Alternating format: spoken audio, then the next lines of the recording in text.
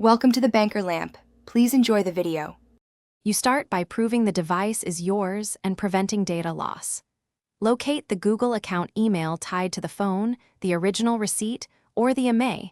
These matter when using official recovery tools. Once done, make sure the battery is charged above 50% and connect to Wi-Fi or a computer. Stability prevents interruptions. Back up any accessible data before proceeding, because some legitimate recovery options erase data. This protects privacy and avoids surprises during the next steps. You should use sanctioned methods first, because they keep your account and data secure.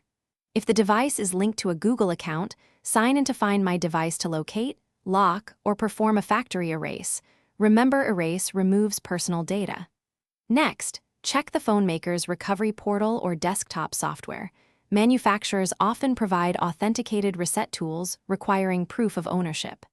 If those fail, contact your carrier or the retailer with receipts and ID so they can verify ownership and authorize further support.